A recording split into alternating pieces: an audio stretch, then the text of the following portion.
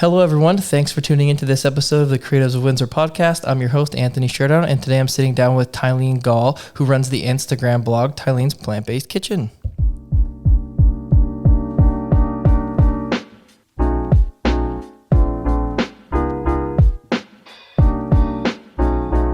Tylene, thank you for coming on. Yeah, thank you for having me. I'm so excited. I'm glad. So I kind of wanted to, give everybody like a background on like what you're doing in case like they don't know who you are. So yeah, you run the Instagram blog, Tylene's Plant-Based Kitchen.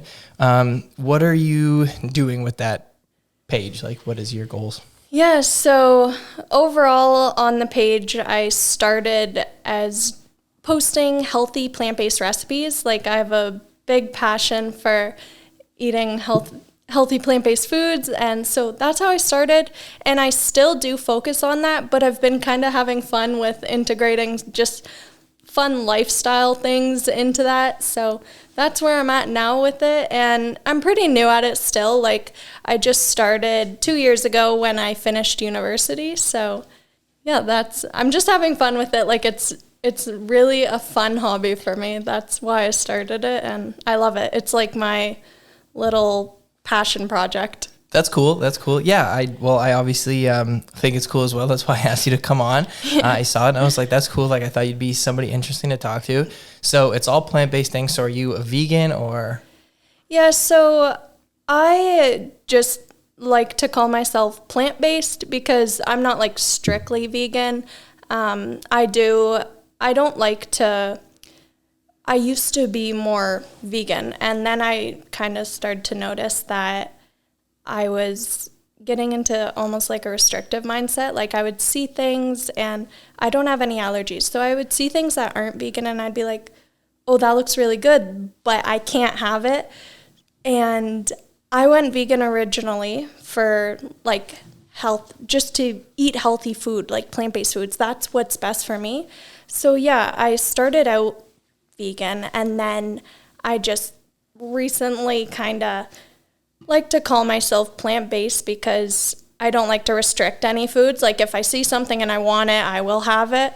So yeah, I'm plant-based, and 90% of the time I am eating plant-based foods, but I like to splurge every once in a while and have like a treat that's not vegan.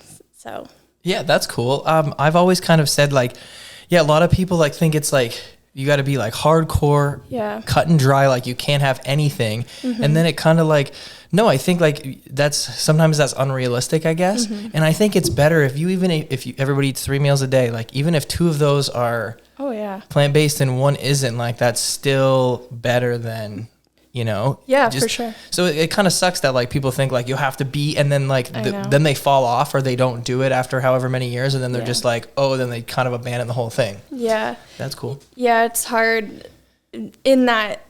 That's exactly what I noticed. Like, being vegan, there's a lot of, like, once you say you're vegan, then if someone brings in donuts to the office, then they'll automatically say like, oh, you can't have this, it's not vegan. And it's like, but I wanted it. It's difficult because it just has this whole idea around it for others around you, and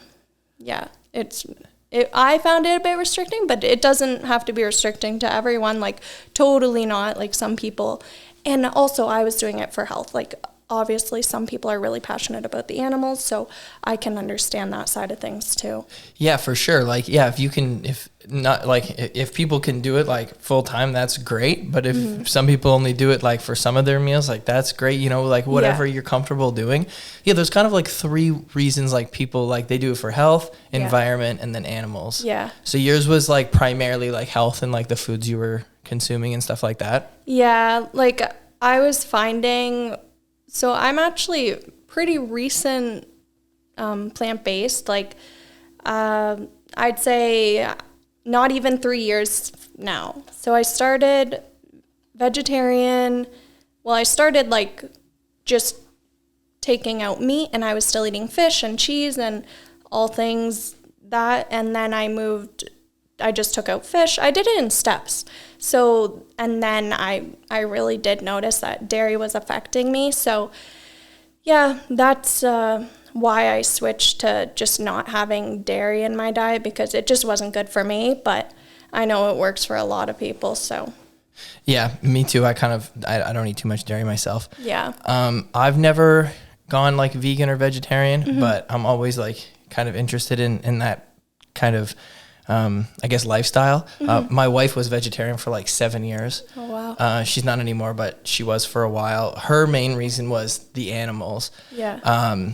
Which is super cool. Have you ever seen the documentary Cowspiracy? I don't think I've watched that one, but I've watched a few that are on Netflix. I've watched Game Changers. That's a good one. I think Forks Over Knives, that's on my watch list. Like, I have to watch that one. I've heard so many things about that one. I've never seen those, but Cowspiracy, it's a few years old now. It's probably close to like 10 years old, but that one is like all environment. Okay. That's pretty much like what the whole movie's about. It pretty much shows like how bad eating meat is for the environment, but mostly from like the farming standpoint, and especially water.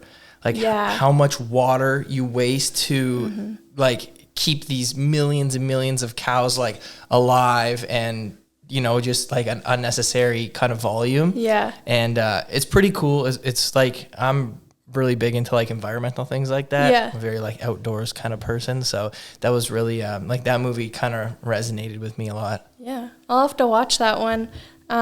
Yeah. So out of the 3 reasons, like my main reason was for health.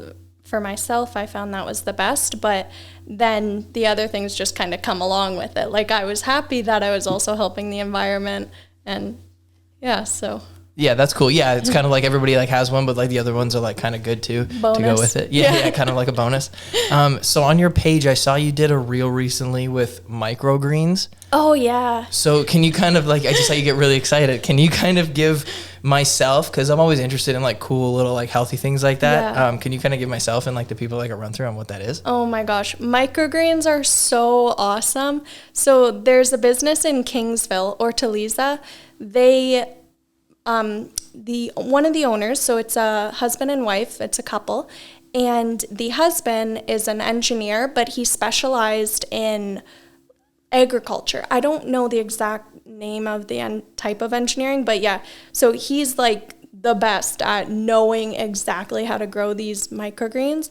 But that's just a little backstory.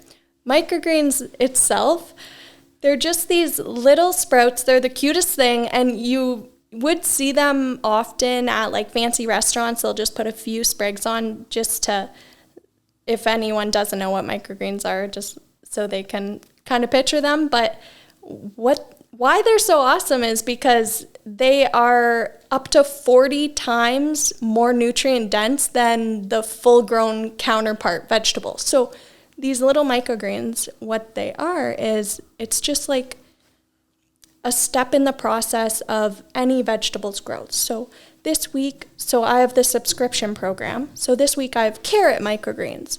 So it's just like a little tiny carrot basically, but it's just the leaf, like the microgreen. And yeah, these things are up to 40 times more nutrient dense than the full-grown vegetable. So you only need to eat a little amount and you get in all those nutrients that you need. So it's super convenient. Like, you don't have to worry about having half your plate be vegetables. You can just throw a handful on and like you're good to go. You're getting so many nutrients, and they're super packed with antioxidants, which are good for everything pretty much. Fighting off diseases, anti-aging. They're good for so many things. They're a really powerful plant. That's cool. So you just like kind of do they have like a strong taste to them, or? Yeah, so it depends which one. Ortaliza, I think they grow like over 60 different varieties of microgreens. So I have this subscription, so every week I get 4 different varieties, and some are more subtle and others are like packed with flavor. Like, for instance, the radish microgreens or the mustard microgreens, like they are so cool. Like, I love giving the radish microgreen to someone and saying like, it tastes just like a radish. Like, eat this. And yeah, it's just, you eat it and it's like a burst of flavor of a radish. But you wouldn't think that because it's just like this little microgreen. Like, they're so awesome. That's cool. So like, can you buy, like you said, you have a subscription for them. Can you buy them locally, or where do you get them from? Yeah, so Hortaliza is located in Kingsville. Okay. So they have a subscription program where they deliver the microgreens to your door every Friday. So you can choose to do that, or you can go to their storefront and buy them. Yeah, that's what I know around the Windsor, Essex area that sells them. But sometimes different vendors will have them at the farmers market as well, downtown Windsor Farmers Market. So just got to keep your eye out for them, and I suggest giving them a try because they're really fun. How are they, like, how's the price point on those? Like, what do they cost? So they are a bit more pricey than like your normal vegetable at the grocery store. Like a box will be like $6, but like I said, they're packed with nutrients. They're like up to 40 times more nutrient dense. So you're getting a smaller amount, but you're getting so much more nutrients than what you'd buy at the grocery store, and you don't have to eat a lot. Like, a little goes a long way. Yeah. Okay. So it's a little more expensive, but like you use less, so it's actually not too bad. Like $6 for a box that doesn't sound too bad. Yeah. Oh, that's cool. Very interesting. So you brought up the farmers markets, and I assume doing a plant-based blog, you probably go to lots of those. I love the farmers market so much. I love going to any farmers market. So which ones do you like? Obviously, the downtown farmers market's a big one. Yeah. Do you go to the one that's on Howard? Like, it's on Howard. There's like the little white church whenever you get to Amherstburg, and I think it's Sunday mornings, they'll like set things up, and it's like a little farmer's market. Cool. No, I haven't been. I'll have to check it out. Yeah, that one's sweet. I don't know what it's called. I've just driven by it. Yeah. Which ones are kind of your favorites? Where do you like to go? Yeah, I really just go to the downtown Windsor farmers market. It's like a weekly ritual. When I don't have other plans, I love hitting up the farmers market on Saturday mornings, grabbing a coffee and walking around. It's so nice. Yeah, for sure. So what are there some like coffee shops or what are your favorite like plant-based or like coffee shop that kind of cater to that market in Windsor? Like where's your go-to spots? Oh, that's like one of my hobbies is going to cafes. But specifically if I'm going to the farmer's market, I will go to the Coffee Exchange. I like it there. It's one of my favorites. And I'm forgetting the name, but there's this gorgeous trailer that sets up at the farmer's market, and they have Colombian coffee, so it's amazing too. I love it. I've shared it on my page before. It starts with an M, but I can't remember. I think I know who you're talking about, and I can't remember either, but somebody will hear it, and then they can just look it up, and then they'll find it, so it's no big deal. That's cool. Very cool. So, yeah, you're into, like, this healthy eating and all that stuff. Mm-hmm. Are you into any, like, physical, like, things? Like, do you play any sports or activities or anything like that? Not, like, I do exercise, but I'm not, like, die hard into anything. Like I do appreciate getting in movement, just going for walks, or I don't even have a gym membership currently, actually. I usually just work out at home. I really like Sydney Cummings on YouTube. So she has tons of workout videos. So I do that at home, go for walks, and I have done a Moto hot yoga membership for a month, and that was amazing. I loved that.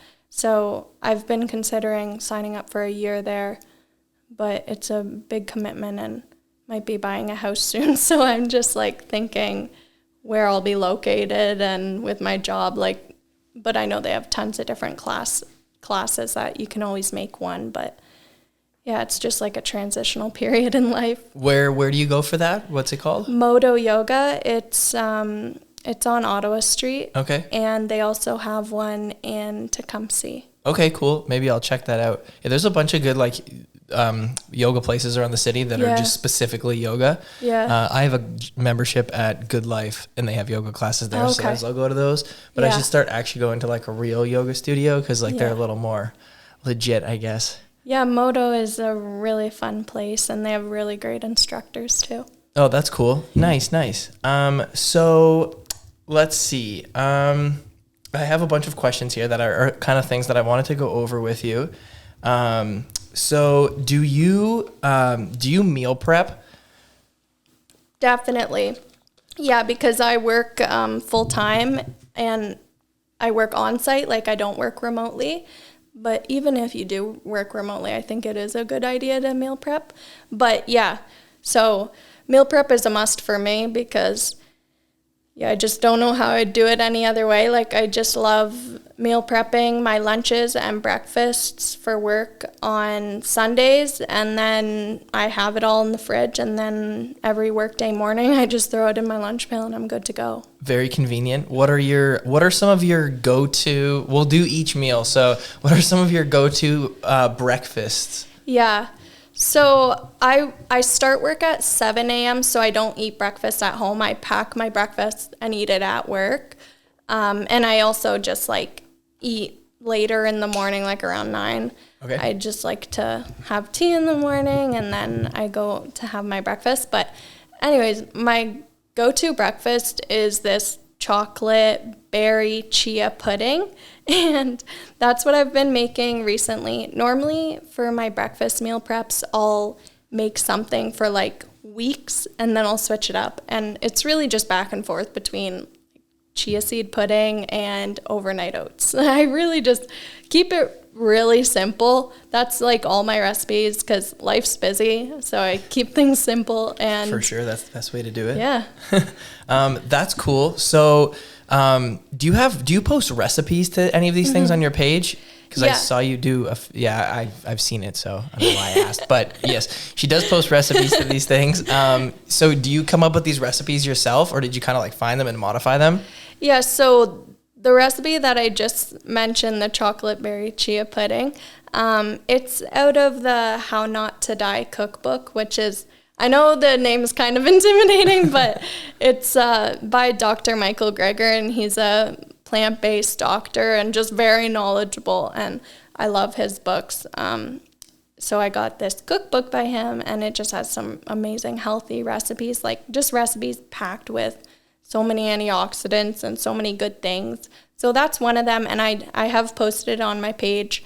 But most of the recipes I post, it's a bit of a mix. Like, some I will have in a cookbook, and I just find it like really, it's one of my go-tos. So I'll post it because I want to post things that like I actually make a lot, and that's because if it's valuable to me, I think it would be valuable to others. For sure. So, and then other things like this one kimchi soup that I make in my Instant Pot, I just kind of make it up, and it's another one of my go-tos, so I'll post that. So it's a good mix, like of from my favorite cookbooks and just things that I like throw together. That's cool. So one of my favorite, I guess like healthy little power meals is acai bowls. Oh, yeah. I'm assuming you've had those before. Yeah. Now, there wasn't too many places in Windsor that sold them. Yeah. Bubbles and Cream, which just opened up in South Windsor. Okay. It's on Dominion and Grand Maris.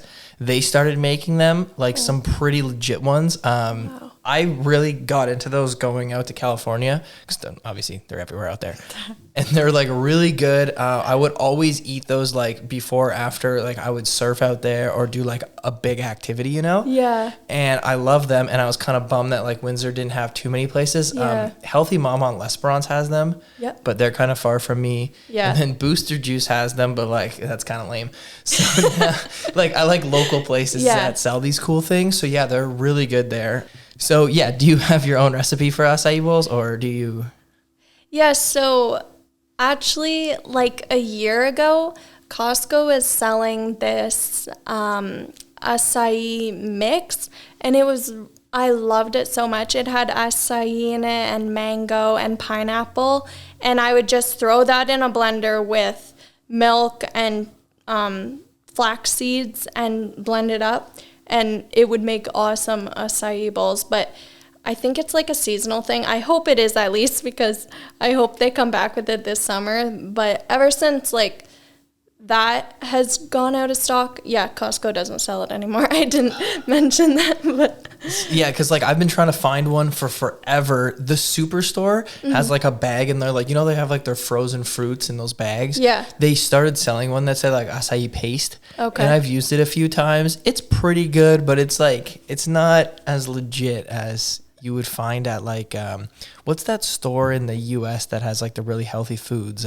Trader Joe's. No. Whole Foods? Whole Foods. They sell like real stuff like that. Okay. Yeah, I think I know what you're talking about. It comes in like these almost like freezy things and yes.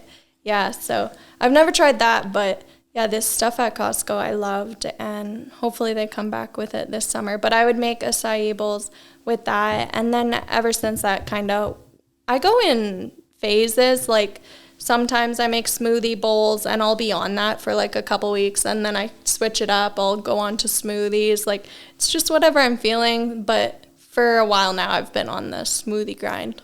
That's cool. I'm definitely going to go through your Instagram more and like really look for these recipes. Yeah. And try a few. I'm always looking for like really healthy things that are like good fuel, you know? So like I feel full for a while. Like I'm pretty big. I need a lot of food. Yeah. And I'm always like, even when I'm just working, like when I'm thinking a lot, like I can really feel it if I haven't eaten or if I eat something unhealthy. Yeah. And then like anytime you do an activity, like if I'm doing like a sport or whatever I do, I like to climb a lot. Like I always got to make sure like I eat the right amount of, especially something healthy. Yeah. Before you do those things. Yeah. Yeah. The rest, like my main interest in recipes is I just like using whole foods, like really nutrient dense plant-based foods. So I try and pack as much good things into my recipes, like fruits and flaxseed and turmeric, like all the things. So, and then in terms of just getting full, like I often use protein powder. So for someone like you, like over me, like maybe you'd want to use 2 scoops, that kind of thing. Yeah. I always try to like put protein powder in whenever I'm mixing things up. Yeah. My kind of go-to is whenever I can't think of something is I just eat like a ton of fruit. Yeah. That's kind of the best way to go. Yeah. If you're craving something really healthy and fuel. For sure. So we only did breakfast. What are kind of some of your go-to lunches?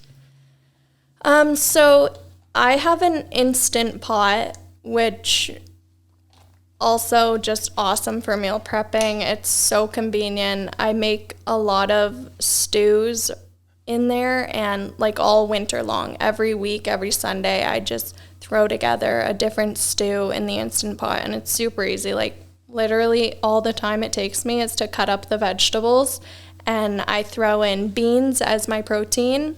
Beans are so healthy for you, and so that's like my main source of protein. Is normally I try and get it from like the whole food of beans, but I do eat a lot of tofu.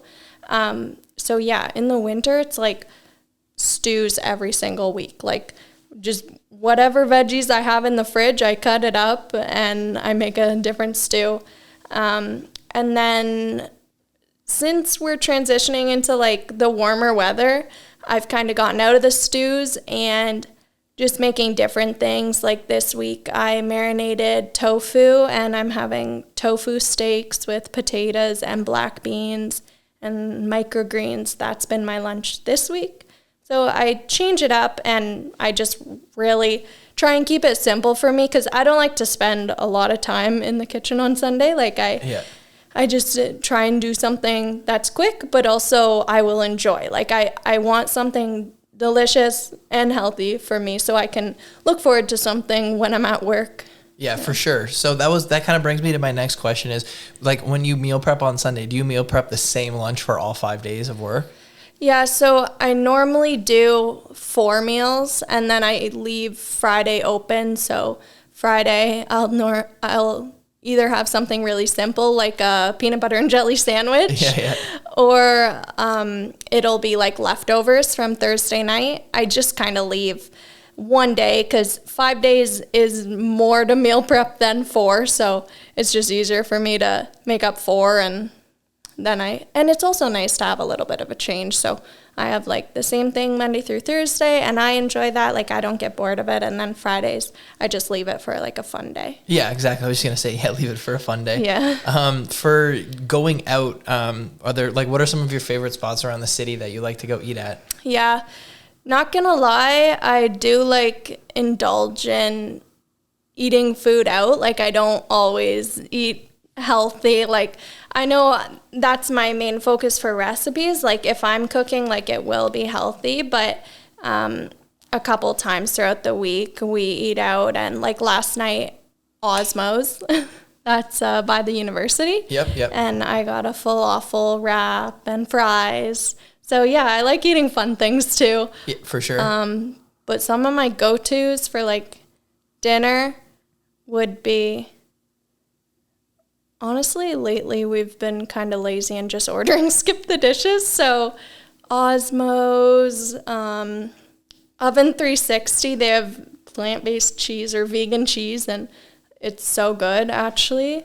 My boyfriend isn't vegan, and he gets the vegan cheese because it's that good, and like he'll get meat on it, so it's kind of funny. But yeah, Oven 360, Osmo's. Local places, Nooch is awesome. That's a really fun place. That's on Erie Street? Yeah, it's really cool. Yeah, I'm kind of blanking on. No, that was a good amount. Yeah. So I saw on your page that you recently went to, I think, Mexico. Yeah. Do you travel a lot? Well, I'm just recently getting out of university, so I've been working full time now for 2 years. Cool. So with work, I want to travel as much as I can, like when I have vacation. Yeah, so we're just kind of getting into that, like taking vacation. Honestly, when we were in engineering, there was no time for that, like no time to travel. So just starting to get into that. So yeah, went on a big trip to Mexico, and hopefully every year we go on something really fun. Yeah, whenever I go to places like that, I'm always inspired to eat like their food, but places like Mexico, they always like, there's really not a lot of unhealthy things, especially like within the local communities down there. Yeah. And I always find it like really inspiring to eat like super healthy when I'm traveling. Yeah. And it's so easy. Like, I find it so hard in Canada and in the US. Yeah. But in places like that, it's pretty easy. Like, do you find the same? Like, the stuff down there is all like really natural and fresh? Yeah, like I was eating a lot of guacamole and pico de gallo. It was out at every meal, so I loved it. And when I travel, like I don't restrict myself, so I was eating like fish over there, and I like it because like the fish is much fresher there. Like, it's straight from the ocean rather than here. Like, it's frozen and packed. So I enjoy that. And yeah, it's just really fresh food, like you were saying. Yeah, for sure. Like, whenever whenever I've gone to Nicaragua, I've been there a few times. We always stay like obviously right on the ocean, and sometimes the hostel that I've stayed at, every time I go there, some guys will go out on like a fishing tour, and whenever they catch, like, that's what they'll make for dinner that night. So they'll kind of put like a poster up, like, you know, tonight's dinner is like fish we caught an hour ago. Oh my gosh, that's awesome. I'll need to get like hostel suggestions from you. I've never stayed at a hostel, but if they aren't, I've heard some horror stories, so if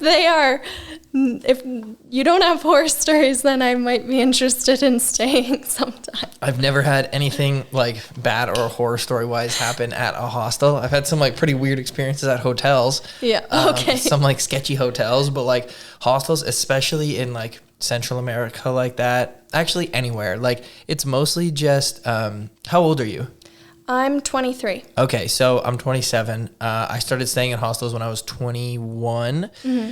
And honestly, 95% of the people there are all people like our age, like in their 20s, maybe like 20 to 35, I would say. And then there's some older folks kind of hanging around too, but they're always cool. But mostly it's just kids in their 20s traveling cheap, like all into and doing the same thing. And a lot of the times it's people on their own. A lot of women over men, actually, like whenever there's people on their own, especially from like Europe and stuff like that. And honestly, like when you're traveling by yourself, hostel's perfect because like you kind of do your thing all day. Yeah. But then around like dinner time, you go to like, they always have a common room. You go there, you make friends in like 5 minutes because like you just walk in and somebody's like, hey, like come sit with us when they see you're alone. Yeah. Or you just do it to them or whatever. And then, you know, you go for dinner with a group of people or you go here, or you do this. Yeah. And there's always interesting conversation because everybody's from somewhere new. Yeah. What are some, did you have like some countries or spots that you were like on your kind of bucket list? Well, I definitely want to go to California someday. That's on the list for sure. Hawaii, like probably Hawaii in like 5 years, because that's like I've heard it's like pretty expensive. Like it can be upwards to like $5,000 for a trip, but depends how you do it, of course. Like if you do hostels and everything, like I'm sure you can do it on a good price. But yeah, just, and I'm really into cafe culture, so I want to go to like a European country, and I just want to, like, I don't want to do the touristy things. I just want to go and just walk around like the local streets, go to cafes. Like, I think that would be so nice. And just see the culture.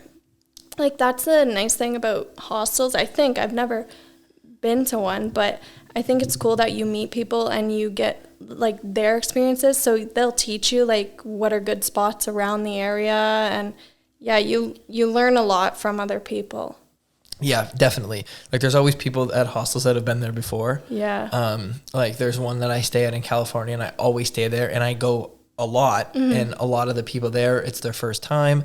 So like I'll show people that I just met, like, this is where you eat. This is like kind of like a cool little like hidden gem and stuff like that. Yeah. It's definitely fun to make friends while you're out there. Oh yeah. And the first time you go, like go with like with your boyfriend or with your friends, and like stay at a hostel in a group. Yeah. And then you won't feel like as nervous because like you'll be the bigger group, I guess. Yeah. And then the other thing too at hostels, like there's dorm rooms where we all sleep together. Whatever, 10, 8, 14 beds. And then there's mixed ones, and then there's just men's ones and just women's ones too. And then there's also private rooms. Okay. So you could like stay in the private room also, and then just go hang out with everybody in like the common room or the kitchen. People are always making like cool foods in those kitchens. Yeah, I bet. Always like pretty plant-based, you know, people that stay in hostels are usually kind of like into that vibe. So cool. Yeah. So you mentioned school, you're an engineer. Yeah. What kind of engineer are you? I'm an industrial engineer. So what do you, what does an industrial engineer do, I guess, in like a broad sense? Yeah, so industrial engineers are all about optimizing processes in mostly factory settings, especially around this area, like there's a lot of automotive, so optimizing processes, but also industrial engineers can do project management, like just organization, management in general. Yeah, so my title is actually project manager, so that's what I do. And cool. Do you like that? Do you like your job? Yeah, it's suited for me. Like, I wouldn't say it's super fun, but it's a good job. Like, that's always why I went into engineering, is it is suited for me. Like, I wouldn't have went into school for anything else. Like, I need a challenge, or else I just get bored. So yeah, so it was stressful. It was hard, but yeah, it was good. And now, yeah, life's good job, and yeah. That's good. Yeah, every day's like, I'm sure every day's different. There's always like new problems to solve, and you're probably not doing the same thing every day, which is always nice. Yeah, exactly. Yeah, it's not like a job where you have duties that you do every day. Like, it's always something different. And also, I forgot to mention, in industrial engineering, a big part of what industrial engineers do also is like continuous improvement. So along the lines of line optimization, continuous improvement is big in the industrial engineering field too. Oh, cool. And you went to University of Windsor for all that? Yep. Nice. So another thing, so you're making this content on your page. What are you using for your videos and your photos and all that stuff? Are you just using your phone? Yeah, I actually just use my phone. Yep, pretty simple. It's worked out so far. Yeah, phones are so great. I find it so weird. Like I'm doing videos for, I just talked about this in like 2 episodes ago on a podcast. But like I have all this crazy amount of gear for, that I've used to do video work and photo work for my whole career that I use every day, and I still use this stuff. But for some of the projects I do now, like I use my phone, and it's really odd. But the quality is great, and if you're going to use it just for social media, you might as well just use your phone because it's it's quicker. Yeah, I know phone quality, like cameras on phones nowadays are so high quality that they can almost compare to or sometimes they can compare to real cameras. Yeah, especially when you're just watching it on your phone. Like if the video is meant to be viewed on your phone, then it can be shot with your phone. For the most part, especially if it's like simple things like you just talking to your camera and doing like little vlog things. It's totally good enough. So do you have like a little like phone tripod that you set it up on when you're filming yourself and stuff?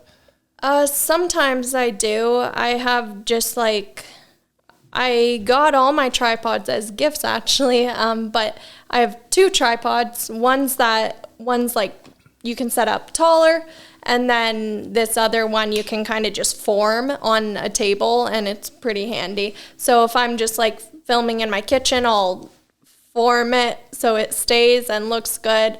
And then the other one, if I want to get like a full view shot of me, I'll put it up. And yeah, honestly, I just keep it really simple. Like I didn't learn photography or anything in school. I just enjoy it. It's fun for me. So I do what works, and so far, I like just keeping it simple with my phone, and the tripods make it easier to get certain shots of yourself for sure. Yeah. Do you like when you take the pictures of like your setups and stuff? Do you put a lot of planning into those, or do you just kind of try to do it as like quick and simple as you can? No, I don't put a lot of planning into it. I like pictures. I like to just take pictures of like moments that I enjoy. So I don't like set up a scene or anything. Okay. Well, it kind of depends what it is. Like if I was to take a picture of a final recipe that I made, of course I'll just like try and get in good lighting and take a picture.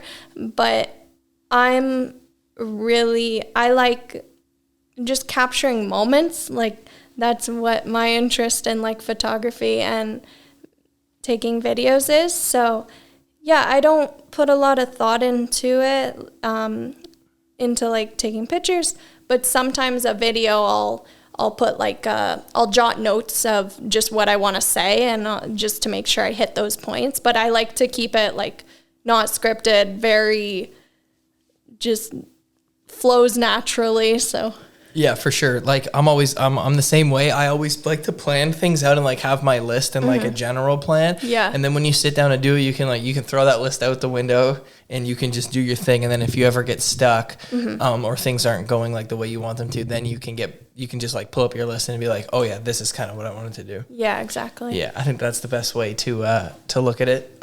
So now that it's summer, do you have any big plans for the summer? Like, what are you doing?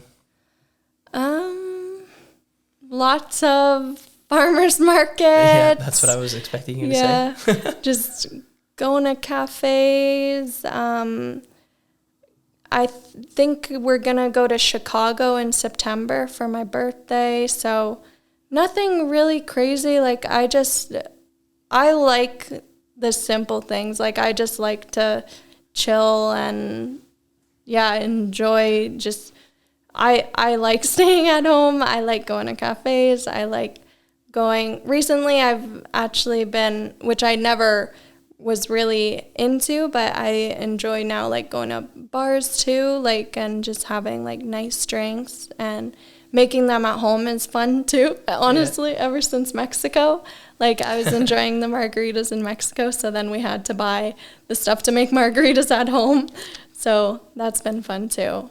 I like making drinks at home too. I kind of have like a whole little setup. Yeah. I really into, like, the only alcohol I really, really like is tequila and mezcal.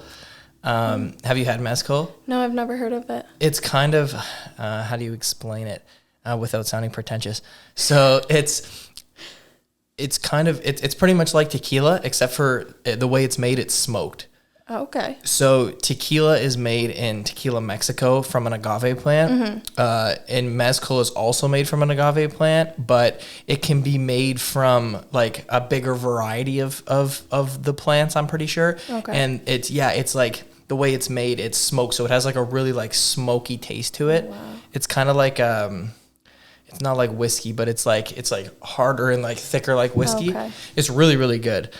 I'll have to try it. I love tequila. That's like, I don't really care for like the taste of vodka.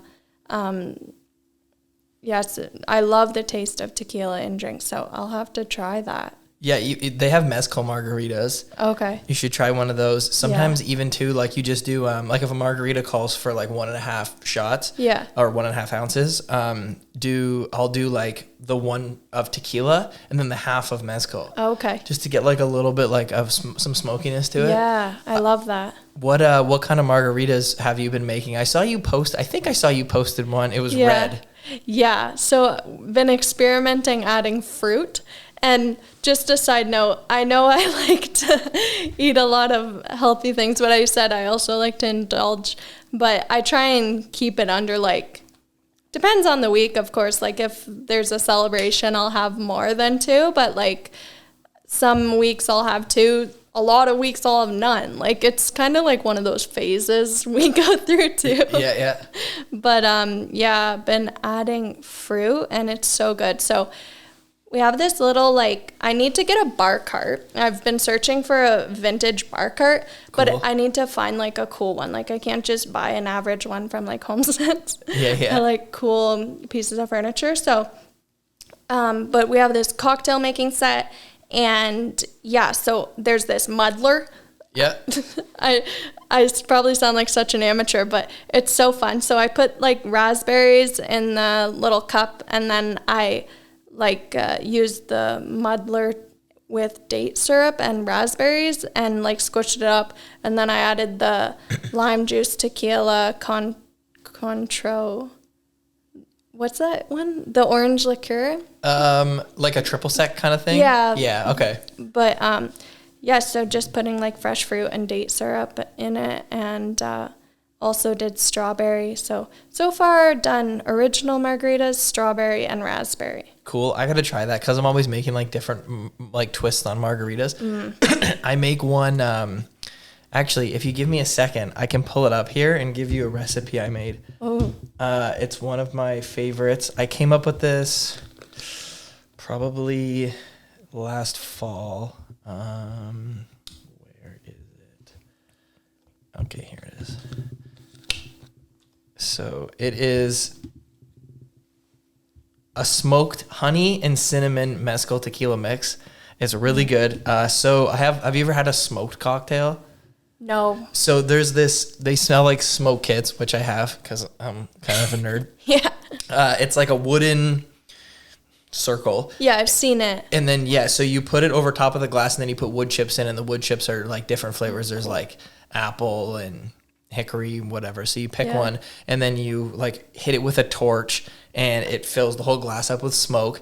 And then you leave that, and then you make your drink. So mine, I do a full shot of tequila and then half of the mezcal and then an ounce of grapefruit juice. Okay. And then, have you made simple syrup before? No, I've never made it. So it's really easy to make. It's just 1-to-1 sugar and water. Okay. And then you boil it. Yeah. So instead of doing 1-to-1 sugar and water, I do water and then honey. Okay. So it's similar, but it tastes like honey. Yeah. And then I put like a couple dashes of cinnamon in it. Wow. Boil it up. I do 0.75 ounce of that. And then I do a half ounce of lime juice. And then I shake it all up, pour it in. And then I garnish with a lime wheel and a little bit of like cinnamon on top. Oh, wow. It's so good. I found like a couple different recipes online and then I put that together, but that's kind of like my big, like if I'm going to like make them, like I'll make a bunch of those. Oh, that sounds amazing. Yeah, it's pretty good. The thing about making drinks like that is you have to have everything in the house though. Yeah, that's why like you, especially with alcohol, like different drinks will call for all these different alcohols and then it's like you end up with all these bottles, but you just want to make one drink, So that's why like we're just starting off with like tequila, Cointreau, and we bought Aperol to make like Aperol spritzes. And I'm going to try an Aperol margarita. I saw that on Instagram, so. Cool. I have lots of tequila because I like buying it because that's what I like to drink. Okay. And then every time I travel, I typically will fly from Detroit. So I'm out of the country for more than 48 hours so I can bring a bottle back and not pay duty on it. Yeah. And I always get like, they have like high-end tequilas at the duty free for like literally 30% of the price. Yeah. I have like a bunch of bottles of Patron. Okay. That like I probably I have a bottle that's probably like $200 at the liquor store here that I paid like $50 for. Wow. And so I've like kind of collected those as I travel over the years. Oh, sweet. And then for like all the other kind of alcohols, when I got married, you have to buy all the alcohol and then whatever's unopened, you return it. But you get to take home all the open bottles of alcohol. Oh, okay. So I have like one of everything in my basement that's going to be there for forever. Yeah. All like 40 and 60 ounce bottles of like stuff that I don't really drink. Yeah, well, there you go. Because if you ever want to make a recipe and it calls for like things you wouldn't normally have, you have it. Yeah, just like these really weird things that like I'll never drink. Like I have a giant bottle of gin, which I hate. But like if I ever need like a little bit of gin, I have some probably for the rest of my life. Or like when people come over, I like pawn things off on friends. Like, here, you drink this. Yeah. No, that's cool. Very interesting. So like aside from your whole blog and your plant-based thing, which is I assume is like your number one like passion project hobby, do you have any other hobbies that you're kind of interested in that you do? I share a lot of my interests that I like to do outside of work on Instagram. So really, I enjoy making healthy foods, plant-based foods, and going to cafes and making coffee. I just love coffee, and there's so much to it. Like it's just like alcohol. Like it's a fun thing. It's a craft. So it's really fun. Like I have a mocha pot at home and that's been fun. And then when we do buy a house, I'm going to get like a fancy espresso maker and I'm so excited. But yeah, we just don't have a lot of counter space, so it doesn't really make sense now. But yeah, just crafty things like that. Like there's just a lot of mindfulness in it, and I just really enjoy like the process of making like a nice cup of coffee and even just sitting at a cafe and enjoying it. But other hobbies, like of course I love to explore other cultures and travel, but work is a bit restricting. Like when you start into the field, you only have 2 weeks vacation, so you got to work around that and do what you can. But yeah, so that's like the things I enjoy. Yeah, that's cool. And then it's nice that you kind of get to turn it into like this blog or this page now and like really kind of dive into it a little bit more. Yeah. For coffee, that's cool. It kind of, you're right. Like it all ties together. Mm-hmm. Coffee's like one thing that I can't drink. Oh, really? Yeah, I don't drink it. It makes me not feel good. Okay, yeah. I get like all shaky. Yeah. I hate it. I've tried to drink good coffee before and it's like, it's really cool, but honestly, I just can't drink it. I get that. Yeah. Definitely when I didn't drink it for the longest time. Like even in university, I would if I didn't have much sleep, that's only when I would be drinking coffee, because, you know, I had in my mind kind of like, it's not good, like I should not have it, but now I enjoy it. So I only have a cup a day, so it's not like I'm going to a point where, yeah, you start to feel that way. But when I was starting, like in university, and I wouldn't get much sleep and I would have a cup, I definitely got super hyper, but I'm not as affected by it anymore. Like you kind of get used to it. And I know there can be anxiety. Some people get anxious when they have a cup of coffee, and I can see that in myself, but it doesn't come out a lot. And I normally put a little bit of like an adaptogen in my cup of coffee. So yeah, I have V Apothecary. It's a health food store in Lakeshore, and I have a mushroom syrup from them. So it's just like a concentrate of I think it's maitake mushroom. So I just put like a half a teaspoon of that in my coffee, and I find like it kind of balances out that like shakiness and anxiety you can have, because adaptogens help with anxiety. Like that's one of the main things that why people take them. So yeah. That's very interesting. So that's a big reason why I don't drink it, because like it always makes me like really anxious. Like I can't believe like how much, like especially too, like if I've ever like, because I don't drink coffee, like I don't have it at like Tim Hortons or McDonald's. Like if I ever get a coffee, it's like because I'm somewhere like cool. Yeah. And then that coffee's like really strong and intense. And it's like, yeah, like I've had to like go lay down before from it. And it's like, yeah, it's pretty crazy. So what is that called again? Yeah, so there's a bunch of different adaptogens. And most of the time they're mushrooms. So maitake mushroom is one, but there's also reishi mushroom, lion's mane, ashwagandha, and they come in powders most of the time. So you can just put like the tiniest bit in your coffee and stir it in. You can't taste it at all. And yeah, I find that helps. But like I said, now I don't find myself to have that anxiety, so I think I've gotten used to it. So at this point, I don't even know if the mushroom is actually helping me, but either way, adaptogens are really healthy for you.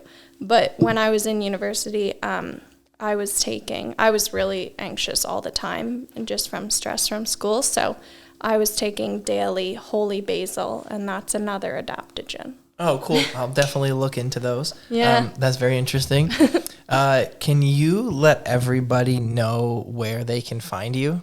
Yeah, so I'm mainly on Instagram. That's my like passion project. Tylene's Plant-Based Kitchen is the username. And I'm also on TikTok, the same username, Tylene's Plant-Based Kitchen. And I've been thinking about maybe going onto YouTube and posting YouTube shorts, just starting out, but we'll see. And that's cool. When I post my Instagram reels, I always like, I'm not really big into YouTube and I don't really use it, but like I already made the video, so I always post it on there, just onto an account. And I've had some get like decent amount of views on there. Yeah. Even though I have no following. It's good, like reach. You never know, like I don't get a lot of reach on TikTok, so I was thinking my reason for TikTok was I post my Instagram reels on there really, and it's doing okay, but like nothing crazy. So I was thinking like maybe I'll try YouTube, and you never know like the reach you could get.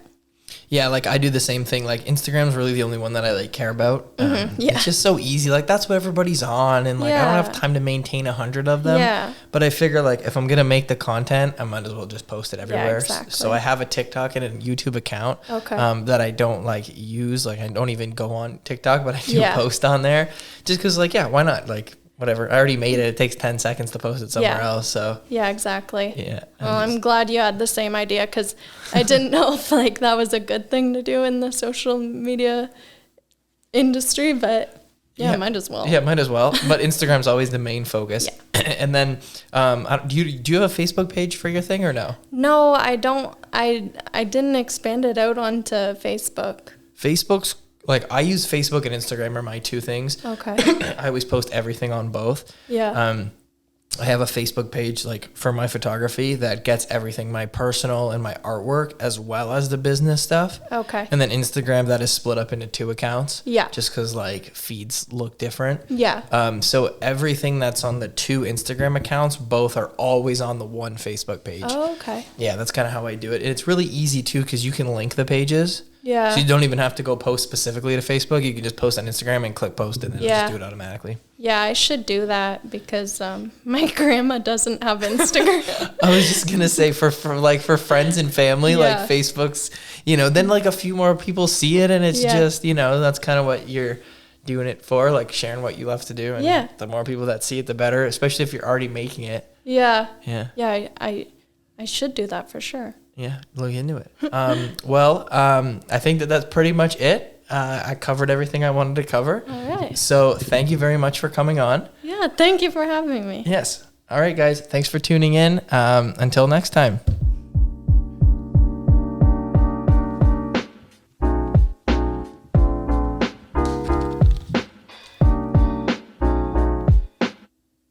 And that's it.